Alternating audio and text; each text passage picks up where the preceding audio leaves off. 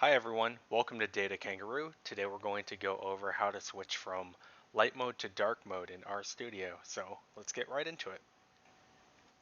So you're going to want to open up RStudio and in the top click on Tools. You're going to drop down to Global Options and click on Appearance over here. And mainly what we're concerned about is the editor theme. And you'll get a little preview on the right side over here. So the default one is TextMate. A couple of the ones that I like to use are Pastel on Dark, where it still has a dark background but pretty good contrast. And then the other one is Cobalt, where your comments will be blue, functions will be orange, and then text will be green.